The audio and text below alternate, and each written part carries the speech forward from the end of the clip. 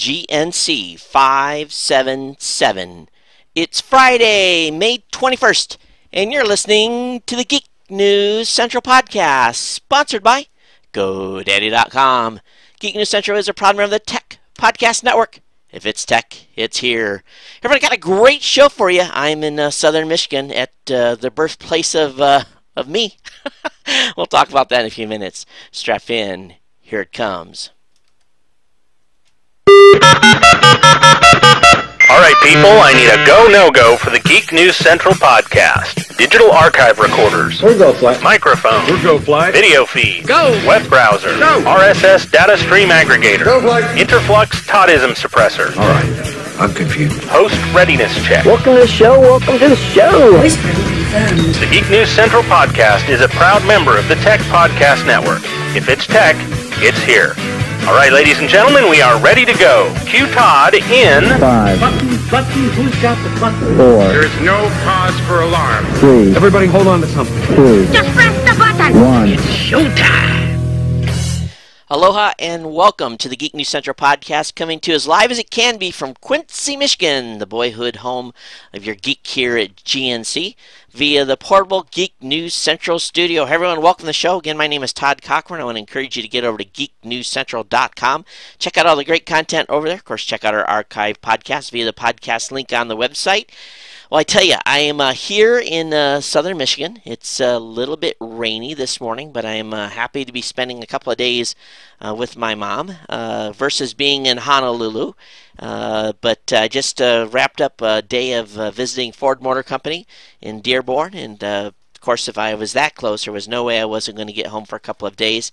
So I am podcasting today from the kitchen. And I'm going to have a great segment for Geek News Central Insiders. We'll talk about that a little later. But yeah, weather's been just absolutely gorgeous up till this morning.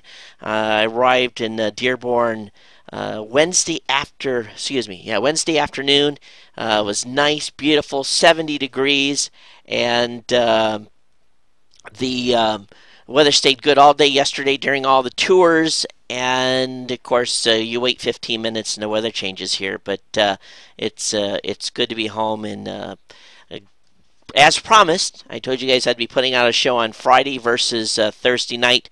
By the time I got in and got everything straightened around, it was just too late. So the gear set up here on the kitchen table. Those of you on Ustream, welcome to the show. I don't know how the video is actually going to do, because really I'm on Verizon eVideo, push in the Ustream. I'm on Sprint eVideo, getting the show notes. My mom is on a wireless connection Wi-Fi that's a 1.5 meg down, 300K up. And believe me, for the country, and we are in the country, that is it's good, because up until about a year and a half ago, she was on dial-up.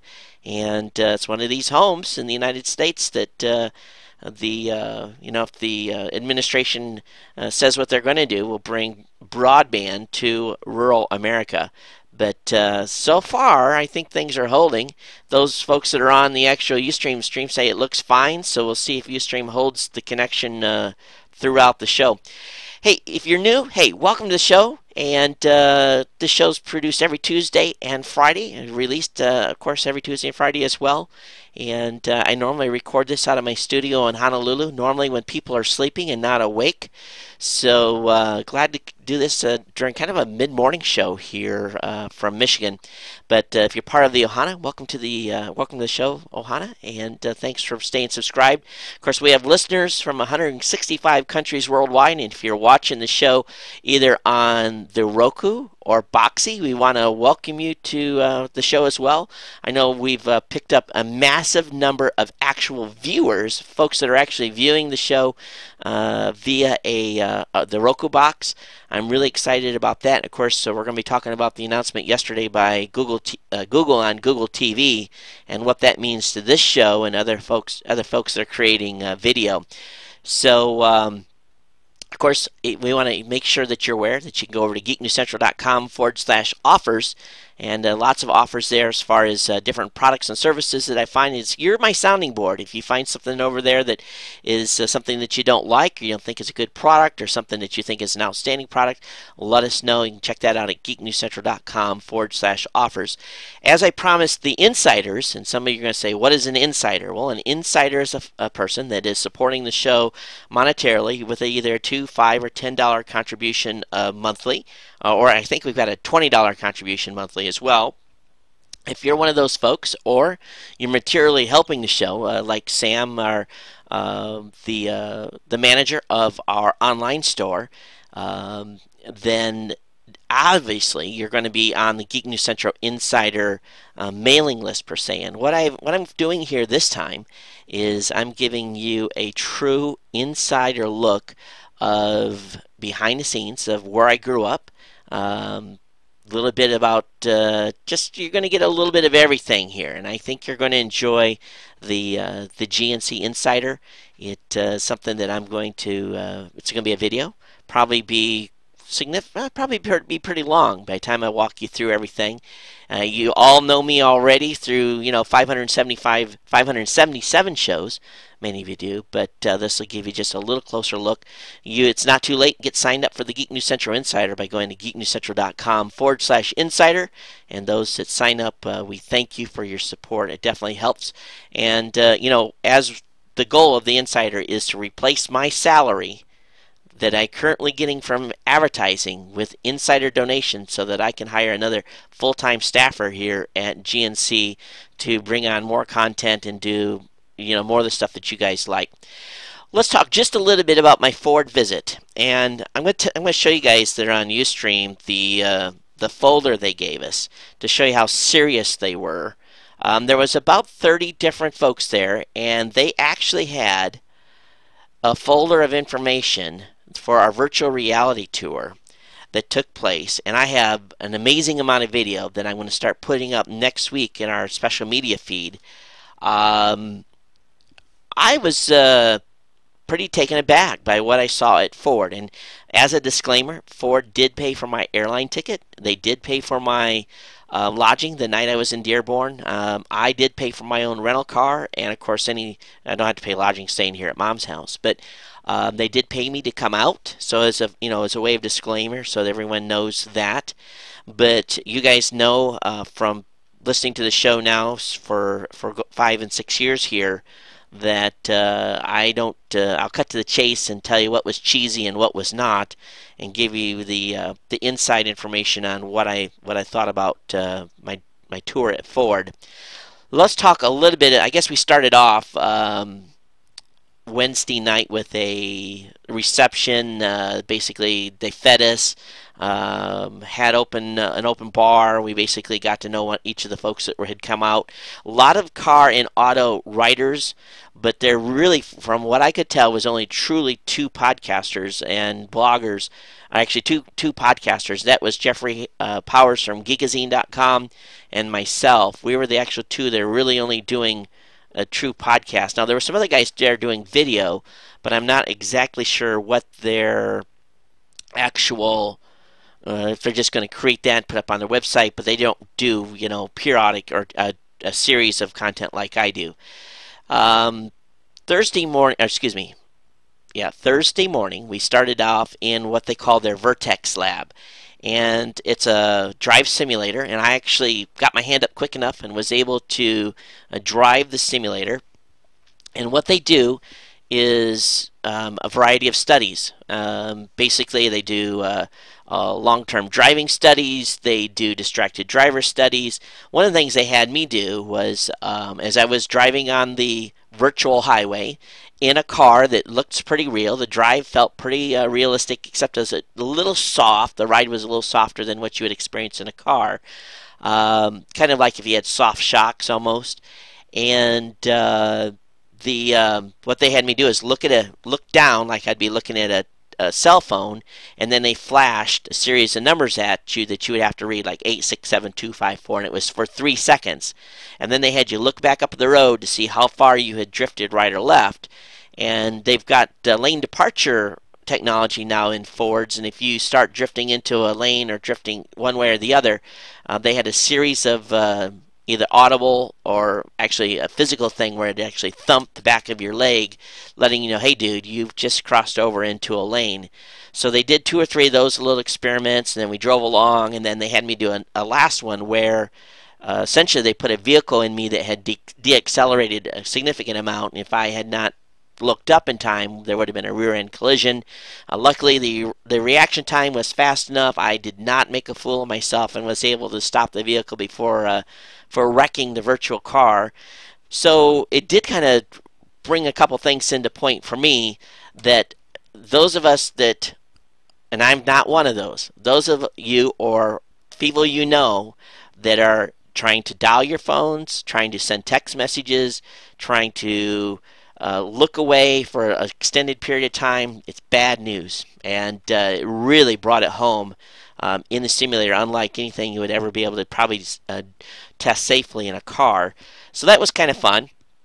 And then we went over to another area where Ford was really talking about how they have went completely digital. And you guys know, like, these little ads that they put in magazines. Now here's a picture for those of you on Ustream.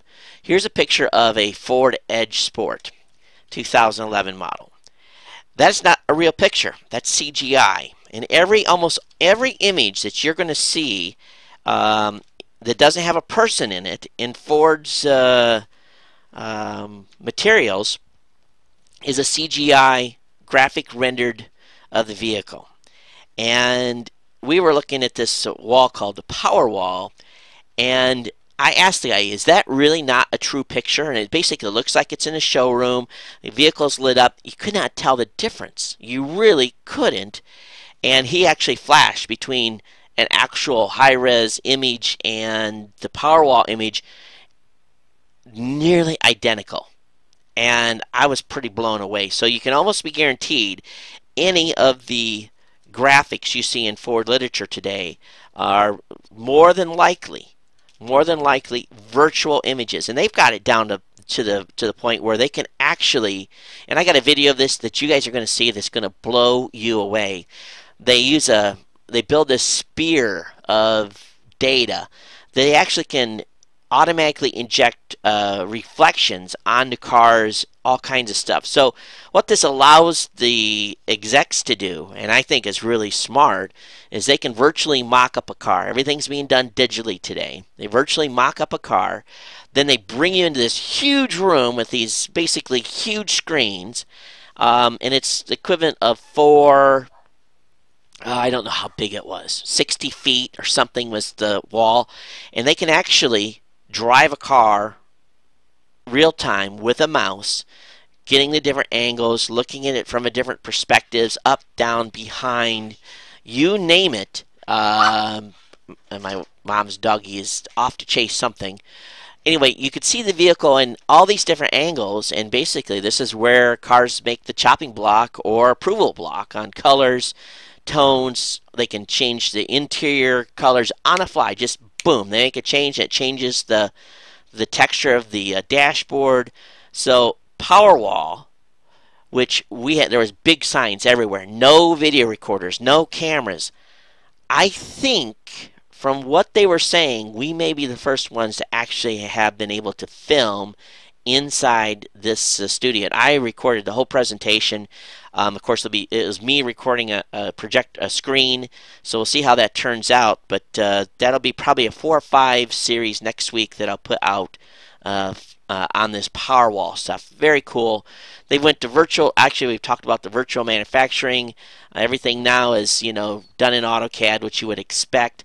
They said something like they've reduced the production time of a vehicle from like 5 years to 2.5, or maybe 3 years. So they tighten the amount of time it takes to get a car from concept to the production line, which has given them a competitive edge. As well, let's see, what else did they talk about?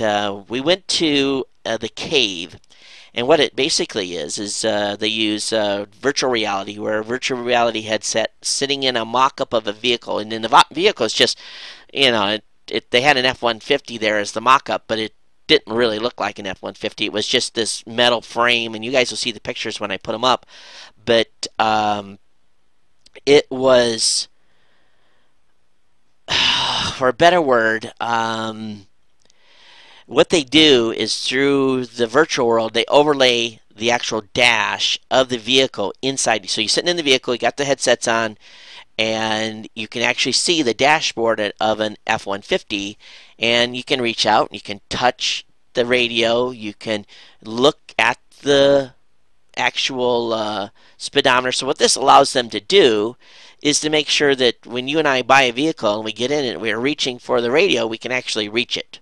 And they bring people in at different heights and statures and all kinds of cool stuff. So anyway, they're able to do ergonomic type stuff in what they call the cave. Had lunch in the afternoon, then we went to drive vehicles, and I got to drive the full inventory of Ford cars. Let me give you just a quick rundown, real quick, on the vehicles that I drove. The Ford Fiesta, 2011 Ford Fiesta that's just being introduced. Snappy little car, little fun drive, definitely designed for a younger segment. It comes in the manual and automatic, pretty cute little car, drives okay. I wouldn't want to take a high-speed turn in it at 80 or anything like that, but it definitely is going to be a fun car for folks to drive. I think it starts at $12,300 or something like that, $12,395. I drove both a manual and a stick of the Ford Mustang. Hey, I don't even have to say anything more. That was the car to drive on their short track, where they quote unquote the speed limit was 35. And no, I did not squeal the tires at the starting line, Jeffrey. That was not me. I swear that wasn't me that did that. Drove the 2011 Ford Transit Connect, and it was basically, it's like a delivery truck. Not sexy, functional. It'll be great for companies and stuff. You'll see these on the street. Not something a family would want to buy, but if you're a little handyman and have like a small business, it might be something to consider. You guys can hear the 12 o'clock music is going off. Drove a Ford Taurus, 2011 Ford Taurus. Nice ride. Really nice ride. What you would expect from a luxury car. I drove a top line. Man, what could you ask for? A really nice vehicle. Like that car a lot. Drove a Fusion Hybrid. That was the first time I've drove one of those, and it handles a little different. It's the center of gravity on it's a little different, so it feels a little different driving. And obviously, it's a hybrid, so it's not one of these cars you expect to go to 0 to 60 in in a fast period. But it had good performance. The two favorite vehicles I drove was the 2010 Lincoln MKT.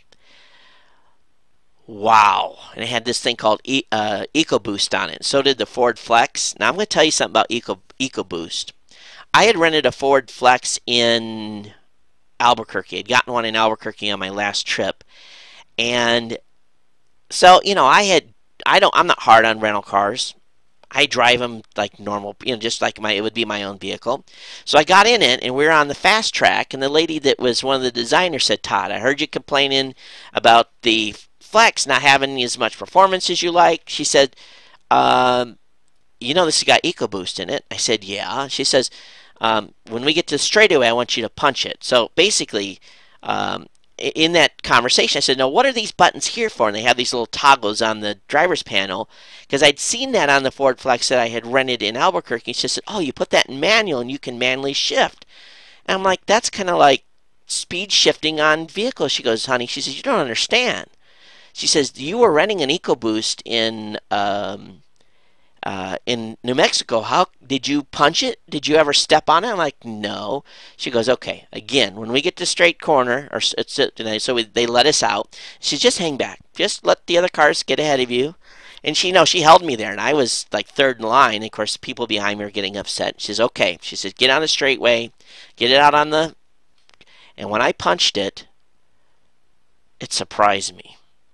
It really did. Fellas and ladies, if you want a car with some serious performance that you will really surprise you, the Ford Flex with EcoBoost and the Lincoln MKT with EcoBoost, that's those cars. Wow, and the Taurus as well. I don't know what they've done, but a 6-cylinder felt like an 8-cylinder in the straightaways. It really did. So anyway, I have more on videos. I've already pimped them enough here. So what I walk away with, if I was going to buy a Ford, of course I'm older, I would probably pick the Lincoln MKT, the Taurus.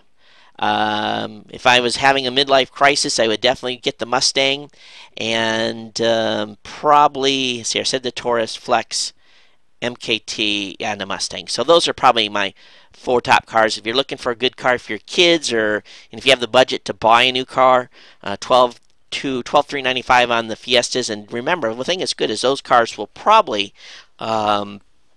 be available as used cars in a couple of years at a good price. So it might be a good vehicle to look at, and of course with all the safety standards. So anyway, that's what happened at Ford. I'll have lots of cool videos for you to check out.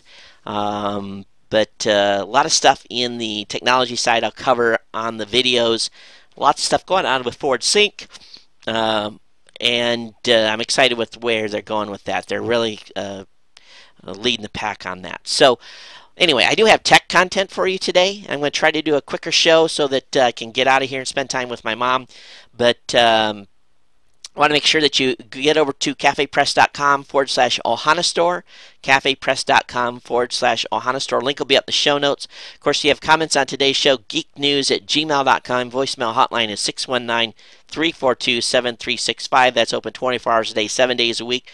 Feel free to blast me an email, voicemail. If there's something that you want answered from Ford, I still have all the contacts over there. I can drop them an email as well. If you're Twittering, make sure that you use the hashtag GNC.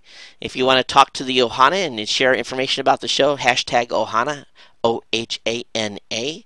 And my mom saw the decals, Sam, that your buddy had provided at tweetdecals.com, and she likes the decals. So thanks for those. Okay, let's take care of a little business and let's get into the content. Of course, GoDaddy.com, longtime sponsor here of the show. And if you're looking for a domain name, dedicated server, virtual dedicated server, shared hosting account, whatever it may be, GoDaddy is the place, folks. GoDaddy.com is the place to go to pick up those great domain names, virtual dedicated servers, shared hosting accounts. And the best part of all, you can save a ton of cash, and I mean literally a ton of cash. Ohana members are saving hundreds of thousands of dollars every year by using my promo codes. You can use the promo code Todd to save 10% on your order. Geek5 will get you 15% off orders $20 or more. Todd20 will save you 20% on a 1-year shared hosting account. And of course, ComSale will get you .coms at $7.49 through July 1st. Renew those domains now. The price is going up July 1st because it's an internet-wide increase in the .com prices. It only affects .coms, okay? Be aware of that. And again, thanks for GoDaddy for being a longtime sponsor here of the show. And really, thank you for supporting GoDaddy and helping me keep the lights on. Hey, we're going to have a Tech Podcast Roundtable tomorrow, 4 o'clock Eastern. If you have time, come over to techpodcast.com. We'll be live up on the stream there. You can join us on GoToMeeting as well. Of course, the event is sponsored GoToMeeting. So we'll be seeing how GoToMeeting handles me being on a little bit lower speed connection while we do the presentations tomorrow. So I hope you'll join us over there for that. Hey, so picture this. You're on a phone with a client or colleague trying to explain something. You know, you're trying to show him a spreadsheet or a PowerPoint. You know, you're trying to explain this again, and he can't see it. You know, that's frustrating. It just doesn't work. So the good news is now they can. You just use GoToMeeting to hold an online meeting. It's so easy. You can set up a meeting in advance or start one on the fly. Everyone just logs into the GoToMeeting.com website and puts your code in there, and they're in. They can see your computer desktop on their computer screens, so you can show them what you're talking about. GoToMeeting, brought to you by Citrix, is the easiest, most secure way to hold an online meeting. And again, it's secure. It has voice IP features. You can see their account, see their screen. They can see yours, vice versa. You guys know I use this on a daily basis. I actually haven't used it today yet, but it is an application. It is in my arsenal of tools to really do business with. As a listener of the show, you can try GoToMeeting free for 30 days. That's a month of unlimited meetings free. For this special offer, visit gotomeeting.com/techpodcast. Again, a free 30-day trial by visiting gotomeeting.com/techpodcast. All right, let's go ahead and get into the regular content here. Let me make sure I've covered everything in my quick notes before I start the regular portion of the show. Don't forget to watch us on the Roku. Let's see here. Oh, I didn't talk about that. Well, it's okay. We'll wait. I didn't cover some like 3 or 4 items from Ford. We'll cover those on the next show. Split it up here. Still have a Lenovo ThinkCentre A63 to give away. I'm trying to find out when we can start that promotion. So anyway, hey, don't forget, if you're changing or messing with your Wi-Fi, change the SSID to geeknewscentral.com. All right, the news of the day, obviously. You guys knew I would be excited about Google TV and what's going on there. Big, big, big news. Yesterday it dominated everything. And I've been reading everything I can on what they're doing, and it is as we expected. Google is going to become the 500-pound gorilla. I'm sure Boxy, Roku, I'm sure the folks at New, the folks at Popbox are probably all trembling today, wondering what's going to happen to their business model, being Google has announced Google TV, and initiated with partnership with initially Sony and Logitech. All Sony TVs that are coming out this fall, plus, and of course, everyone, if you've been watching, Mom's been walking around in the background, so I didn't know if you wanted to say hi. So the Sony TVs are going to have Google TV in it starting this fall, and then Logitech's going to have a set-top add-on box that's going to be available. And looking through the material, you know, they're really tying search to the Google TV platform. And along with that, the ability to bookmark channels. So they're going to release an SDK that's going to help webmasters get their sites, first of all, ready for Google TV. Second, you're going to be able to build channels and apps for Google TV, just like we've done for the Roku and Boxy. It's all going to be on the Android platform. They're going to throw in some pretty good processing power at this, so the devices should operate pretty good. And it's going to have Wi-Fi, HTML. It's going to be running on an Intel CE4100 processor. They're going to have it so you can use a keyboard with it, so you're actually going to be able to surf the internet along with watching TV. Boy, oh boy. I mean, it could be big. It really, really could. And it depends on how many companies sign up and get involved with actually making the stuff available. This fall, we're going to have an eruption of ability to watch TV via the internet. This is beyond disrupting. I think we all understand it. I understand it completely because many of you right now are watching this show on the Roku, and we've seen our video views go up well over 1,000%. That's a significant number, well over 1,000%. In just a short time we've had the Tech Podcast channel up on the Roku, video views are through the roof. Now we've got a number of people today on Ustream. You know, and Ustream generally is a small portion of my, if you look at the number, we've got 12 watching the live stream right now. 99.999% of you still download this show, or maybe 99.95% of you download this show via audio. And you guys know the type of numbers that this show reaches on the audio side. But really, what this is doing, what Google is doing here is, as I've said for a while now, we've got to level a playing field. This over-the-top TV. We're going over the top of the cable companies. And we're coming in on the TV set now where no one can tell us how that we can, there's no deals to sign. There's no butts to kiss with the cable companies. There's no licensing. There's no fees. We're on TV. And an equal playing field, and it's going to be very linear. You're going to have your Fox, CBS, your HBOs, your Showtime. That stuff's not going away. If people think that's going away, they're kidding themselves. It's a multi-billion-dollar industry. They are not going away anytime soon. But right alongside Fox, CBS, CNN, Discovery, Learning Channel is Tech Podcast Network, ProMed Network, Travelcast Network, the Blueberry community, Todd's content, on and on and on and on. For those of you that want to subscribe, you just bookmark us, and boom, we're there in your lineup. Truly, it's going to be TV that you're going to be able to pick. And if it is good as I think it's going to be, I'm going to cut my cable television service. It's going to be gone. I'll keep the internet portion, and that's it. I don't watch sports, except for a little NASCAR, but I can watch NASCAR on NASCAR.com. That's it. I can cut the cord. How many of you will cut the cord if this truly turns out to be as revolutionary or evolutionary as I think it's going to be? And I think what it is while I love the folks at Roku, they've got a great platform. They really do. The folks at Boxy coming out with their D-Link box, which needs to get on the street right now. While those are going to be options, hey, we have to face reality that Google is a multi-billion-dollar company, and they can compete on a level playing field with the multi-billion-dollar TV industry. And, why do you think Google's been buying up dark fiber, and building data centers and everything else? They've known that they're going to do this for a long time. If they didn't have this on the books 5 years ago or longer, I would be very surprised. So, Logitech, brand name, Sony, brand name, and whoever other licensing deals they make with other companies, with other television manufacturers, it's going to be beautiful because it's open, and we can almost be guaranteed that no one will be restricted access to the sets.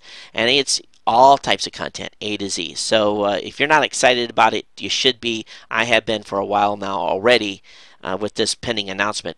Now, the Logitech Google TV box was going to be pretty amazing from everything that has been demonstrated so far. Now, it's going to stand, it's kind of like an in-between box. So we'll have to see what this really delves into, but it's going to go in between like your cable box and your cable fright, and somehow they're going to link that in there. I can get more details on that, but they're trying to make it work with as many people's TVs as possible, meaning if you don't have a big flat screen TV, but you've got a cable box already in your house, somehow you'll be able to hook it in between. Google says Google TV is a new experience for television that combines the TV that you already know with the freedom and power of the internet. And it's going to have Google Chrome built in. You're going to be able to access all your favorite websites. Again, it's going to be a web browser as well, and it's going to open up your TV from a few hundred channels to millions. And that's what it's all about. It really is. So very cool. I have links to all this stuff. Now, what I find funny here is, of course, Mark Cuban has weighed in, and Mark's, he understands the power of this and what this can mean for all of us. And his whole point is merchandising through these channels. And he says the success of Google TV will come down to one thing, and I quote, page rank. Can you imagine the white hat and black hat SEO battles that will take place as video content providers try to get to the top of the TV search listings on Google TV? Like Google said, there are 4 billion TVs and growing, and the U.S. TV ad market is $70 billion. There's a lot of stake if Google takes off. How Google does its page rank for this product will have a bigger impact on the success of the product in the TV market than anything else it does. Because what they're going to do is it's going to be a lot tied to search. So hopefully when you search Geek News on the Google TV, you will find Geek News Central. And you can be absolutely unequivocally assured that I will be ready, even if I have to go to the bank to get money, to be on this device. It's that important. It really, really is. So we'll see what happens. But anyway, good article by Mark. I have it linked up in the show notes. All right, let's get off Google TV and move into a couple of other topics today. Hey, the International Space Station maintenance is going on. The spacewalkers did a battery replacement through a 7-hour spacewalk this past Wednesday. They've also added the Russian module to the station, so that is on board now. So looks like the crew is making good progress there on all of its different initiatives and planned maintenance actions that it had to have going on.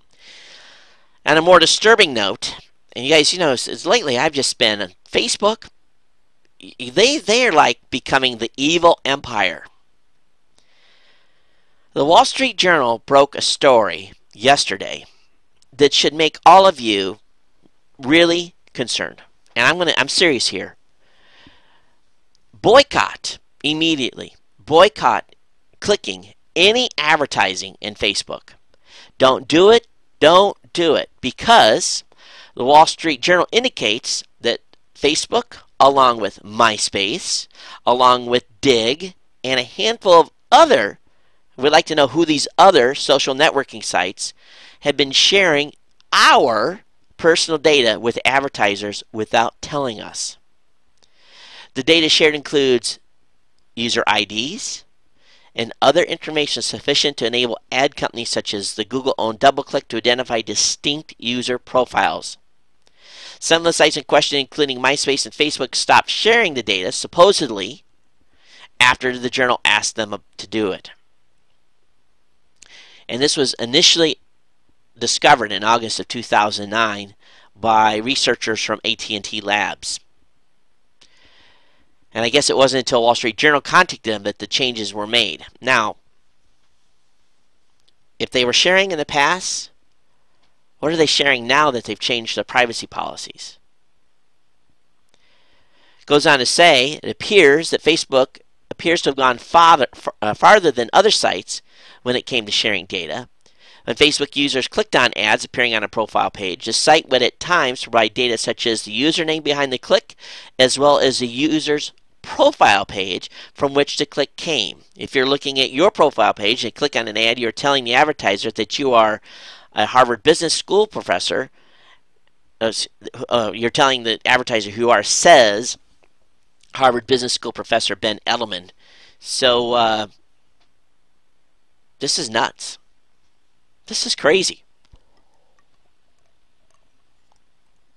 And, you know, and honestly, it pisses me off to think that they would do that or have done that.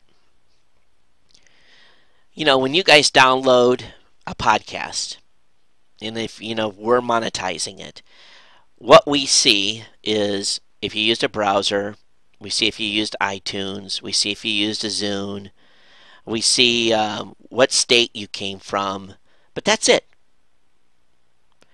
I don't have any way of telling it was you. I don't have any way of telling who downloaded the shows. I have no way to tie personal identifiable information back to you. I don't have a way to go and say, Johnny downloaded the show on his iPod. I don't have a way to do that. I know somebody in California downloaded to their iPod.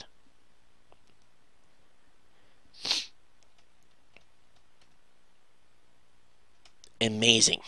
Simply amazing. And by the way, that data never gets shared with the advertiser. We do that for tracking purposes.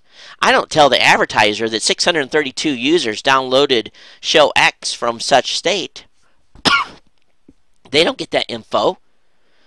We build demographic profiles as a whole. We take a whole demographic pile and we say, okay, this show reaches an age group of such and such to such and such. You know, 87% of listeners in the United States, 12% are in Europe. Well, you know, we do that, but we don't give them user ID information. We don't give them email addresses. We don't give them profile pages. This has to stop. You get on the phone and call your legislature. This has to be outlawed. You know, I'm not about legislating everything, but this is ridiculous. It really is. If you give your consent, if you're giving them consent, that's one thing. But there is no way. I look at what we do at Raw Voice. There's no way an individual can ever be identified. Ever. Ever.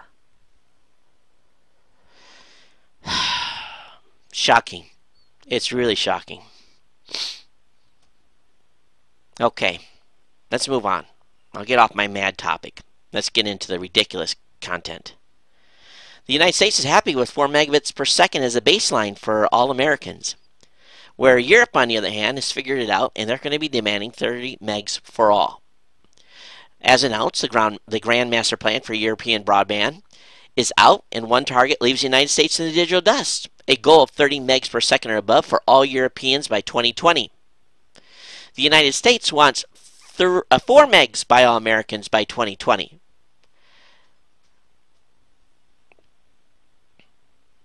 Amazing. We're just being, Korea, Japan, we are so far behind. We're being left in the digital dust. We are. We're getting smoked. All this cool stuff on Google TV, all this cool stuff on Roku. I tried setting up a Roku on my mom's home connection here at 1.5 meg, and boy, it's tough. It's not quite handling it. So, it's going to be available to some of us, but not everyone.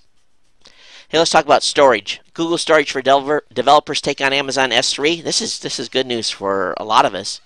Google Storage is going to cost 17 cents per gig per month, with uploads costing 10 cents per gig and 15 to 30 cents per gig for downloads. Initially, Google Storage will only be available to a limited number of US-based developers as they're rolling it out. But Amazon, at the same time, came out with price cuts on S3, offering weaker reliability guarantees for a lower price.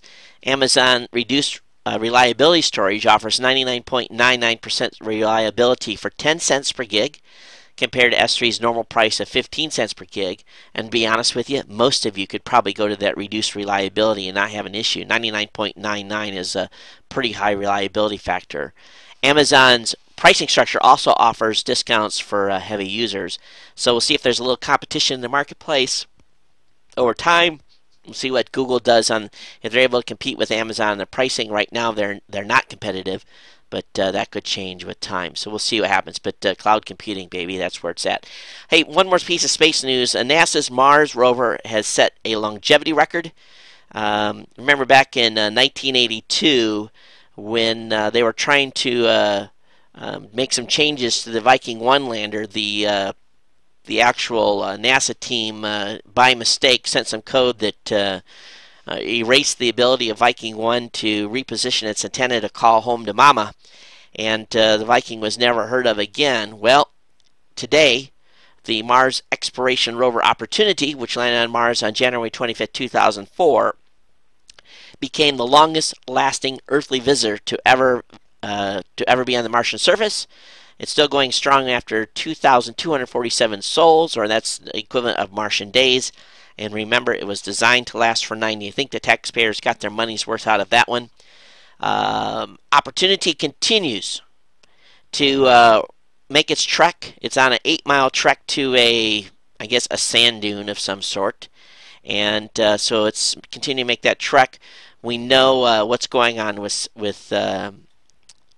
Spirit. We know Spirit's on the other side, stuck in the sand, and probably at its final resting point. But Mars rover Opportunity continues to cruise along. Let's see here. Okay, next article up. For every report from Firefox, and that for every new Chrome user, there are now 2.5 new Firefox users. The folks at Mozilla, in all honesty, they better get busy. Because, as I have found, Chrome is much less a memory pig than Firefox is. And with Google on the march they're on, they're going to have to stay pretty proactive, or there's going to start being some impact to Firefox space. So, but still, more of you using Firefox than you are Chrome. Another big announcement this week, of course, was, hey, you heard it here first. You guys heard it here first. This is something I predicted many, many months ago. This prediction has come true. This is one of many predictions that have come true. Google announced royalty-free WebM video. So I told you that with H.264 approaching an impasse in 2015 with having to pay royalties for H.264, I told you that Google or someone would announce an open, royalty-free video codec. VP8 is the codec in question when they Google has released the WebM video, and the release of the VP8 codec is going to be released as an open standard. And this came about with the purchase of, who did Google purchase? Some company called On something. Let's see if I actually have a link to that. I don't think I do. But this doesn't come without some challenges, though. There could be some patent challenges to the VP8 format and WebM. So we'll see what happens here. But at least at this point, actually, who Google bought was On2. On2 is developed by On2 developed VP8, and they said they had done a pretty good analysis. Google had, that this would not be contested, but I have not had any chance to experiment with this codec. I don't even know if there's any compilers out there available for it yet, but this is good, and Google's going to be promoting this. They're going to be making all videos on YouTube available in this format as well. And the thing about it is, they got Google's lawyers to fight any patent infringement. And if there becomes a time where there's a patent settlement, they've only got like $450 billion or whatever it is in the bank to pay some penalties if they have to. So, you know, they'll just litigate this, and they have to pay, they pay. And we'll see. It may be a big number, but they got a big bank account. And this is good for us, those of us that were worried about the H.264 licensing issue that was going to happen in 2015. Of course, the license consortium for H.264 could come out and make some changes as well, but that doesn't appear to be the case at this point yet. It's being said that Apple is selling more iPads than Macs at the moment, and some analysts are a little bit concerned about this. They say they're selling a ton of iPads, which is impacting, may start to be impacting actual Mac sales. So we'll see. They're moving currently about 200,000 iPads per week compared to 110,000 Macs, though it still trails the iPhone, which is apparently selling up to 246,000 phones a week. That's just a huge number. It really is. And of course, version 4 of the phone's coming sometime next month as well, so we'll see what happens there.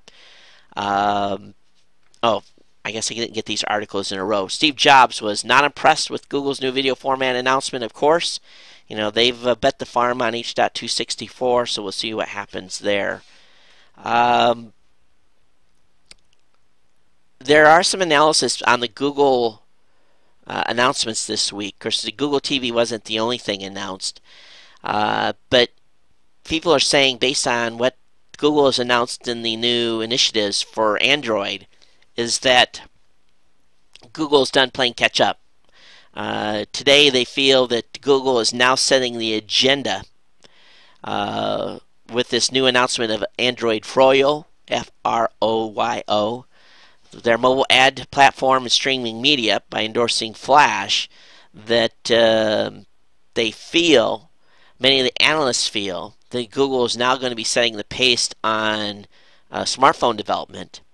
And we know that Google has been, having really a frantic period of catch-up. So we'll see what happens here with these new announcements and with the new initiatives Google has announced. But they've ratcheted up in many quarters. They've released handset manufacturers to basically say they can tether whenever they want to. They're not trying to hold their hands and saying you have to allow tethering immediately, which is not, in my opinion, such a smart thing. We know how AT&T and other manufacturers have been so hesitant to allow tethering on many phones. But, this week Apple TV has obviously been destroyed. There's no such thing as Apple TV anymore. It's just Apple had such an opportunity, but they blew it. And their little walled garden and their control of everything, they're going to have to do something significant, something really out of the Apple comfort zone to catch up. Not saying that they can't, but we'll see. We'll see what happens with this. Well, the on the legislative front, the bloggers are starting to give the FTC a little bit of heartburn. Of course, the FTC is the Federal Trade Commission.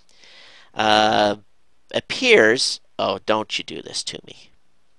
Google Chrome has stopped working. A problem has caused the program to stop working correctly. Windows will close the program and notify you if a solution is available. So I'm going to lose my Chrome here, so we'll see how long it takes to reload. Oh, it was Shockwave Flash that crashed. Imagine that.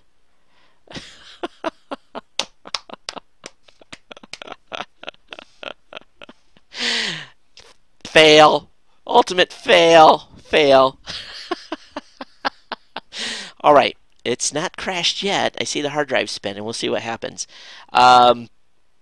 Anyway, what's happening with bloggers that are being interviewed by the FTC in the upcoming Google acquisition of AdMob Incorporated? Apparently, they've been interviewing a bunch of people on their staff, and it turns out that the bloggers are publicizing that, and the Federal Trade Commission doesn't like the bloggers publicizing their interview. I guess they're not legally. I guess legally they're able to talk about it, but this is the first time ever that people that are being interviewed by the FTC is actually, they're actually, going through and, blogging about everything that happened. So a little bit of a challenge for the folks over at the FTC right now. So it's all about new media, baby. All right, let's talk about Seagate and some things they're doing here. Seagate is planning to launch a new hybrid solid-state drive/hard drive in Asus Rogue G73GH gaming laptop. Now this is something they actually announced a long time ago, but it never really took speed. What they're going to do is they're putting a NAND flash chip, a 32 meg flash chip, a 4 gig SLC NAND flash chip and a 32 meg cache on top of and included in a 7200 RPM 500 gig 2.5 inch SATA hard drive for $133.45. And what this is going to do is, they say, increase the performance of a standard 7200 RPM hard drive by 150%. Seagate is claiming that the Momentus XT will boost system performance up to 150%. What does that convert to? Well, apparently being 80% swifter than ordinary 7200 RPM hard drive and 20% faster than a 10,000 RPM hard drive, though still 6 seconds slower than a dedicated SSD drive, but at a much lower cost. So $135 for a 500 gig hard drive with this memory chip on it.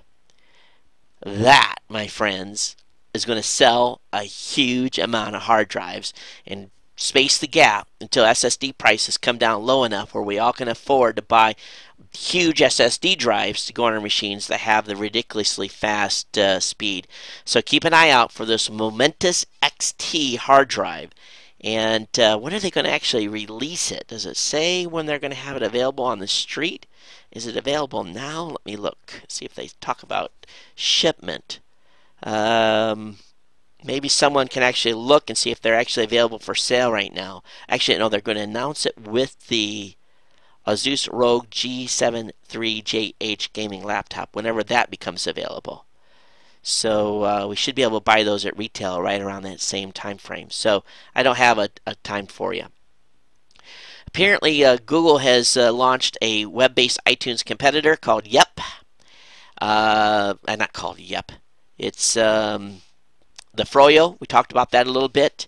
Froyo's coming soon. It's a download app through the Android market over the web, and it will automatically down on your Android device too. But it also shows off a music section, which would make an iTunes competitor out of Froyo. I'm sure I am announcing this wrong, F-R-O-Y-O, but Froyo or something like that. But very, very cool. Music store available. Hey, and you know what?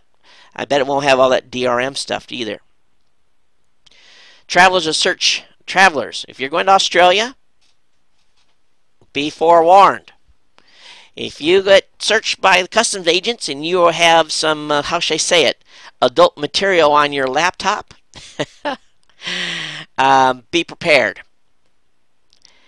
be prepared that you may be detained or deported.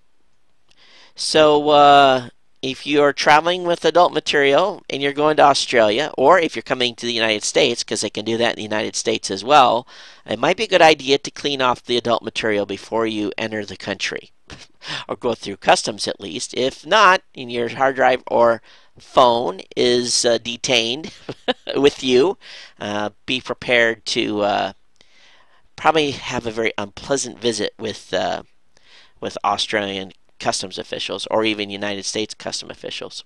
All right, that's it for regular content. Let me go ahead and get into the emails today. I didn't have any voicemails for the show. If you want to call in and have comments on today's show, call the voicemail hotline at 619-342-7365, 619-342-7365. And he says, Todd, Matt here, the guy that gave you the IMAP suggestion. I'm looking for a good description of a no-follow.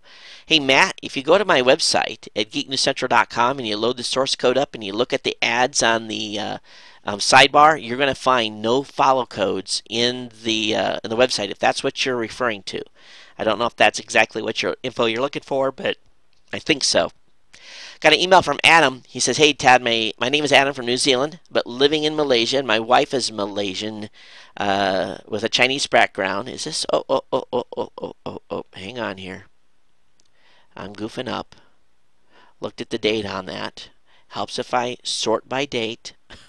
All right, let's back up. Got an email from Kevin. Hey, Kevin, I found your podcast on Zune. Really enjoy the Zune software. I was wondering, how do you get a podcast on Zune? I've submitted a feed and have had no luck. I know people have been podcasting for a year and Zune still hasn't put up their show up. Is there any special tricks or methods to get on there? I know there's a strong group of listeners using Zune. Want to add my show on there. Appreciate any help and keep up the good work. Kevin, you send an email to rob@zune.net.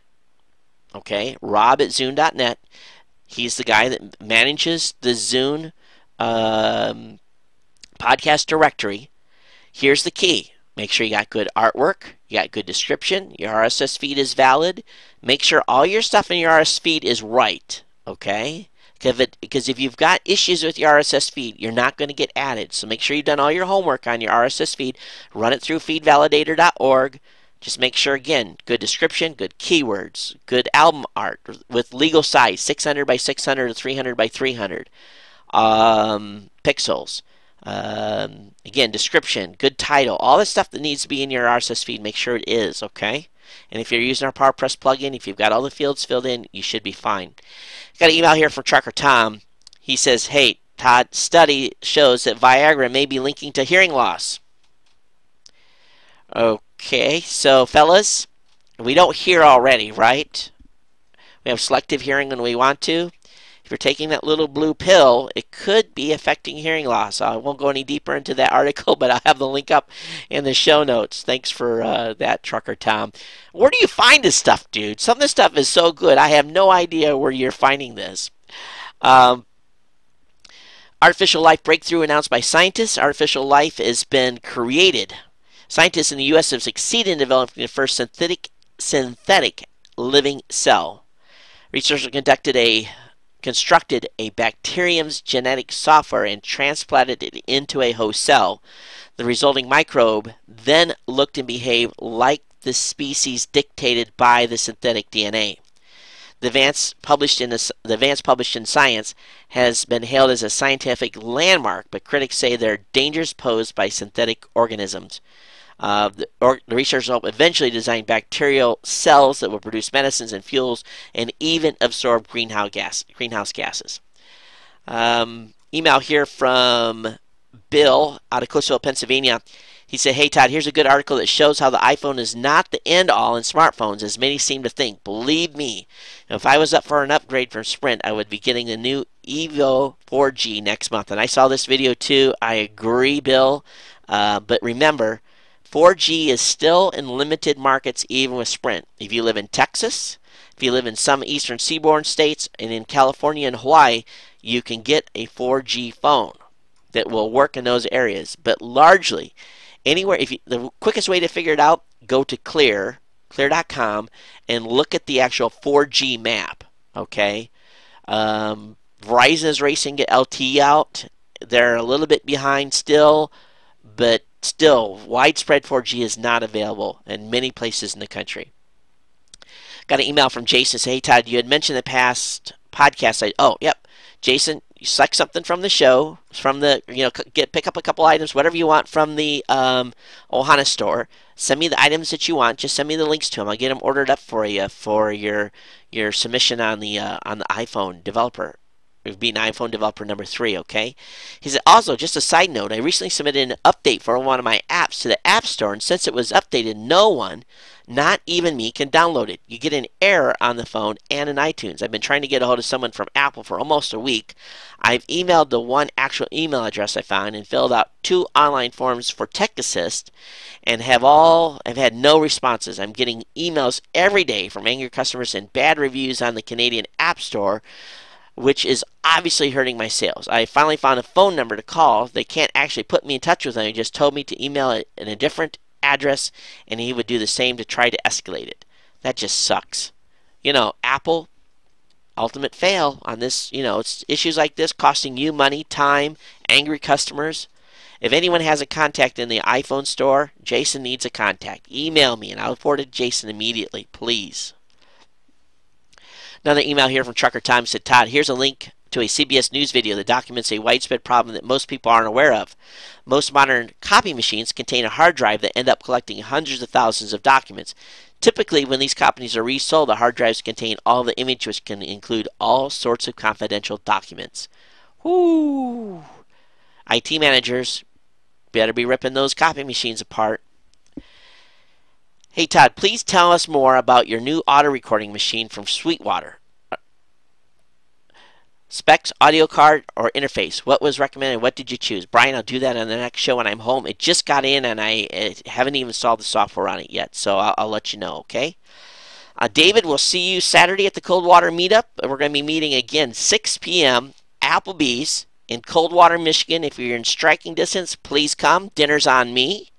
And I've got to leave the house at 3:30 a.m. on Sunday.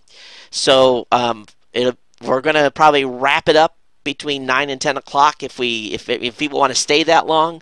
But be there 6 p.m. on Saturday for the meetup. David, we'll see you there. I know Andy McCaskey's going to be coming up. I know that we've got 4 or 5 other RSVPs. Michael Dell's coming. We've got Barry Kantz is coming, and one other listener from Grand Rapids. So we're going to have a pretty good crowd. So I hope to see you guys tomorrow night. Tomorrow night, 6 p.m., Coldwater, Michigan, Applebees. You can Google it, find it, get the address. We'll see you there. And be wearing your Ohana wear if you have it.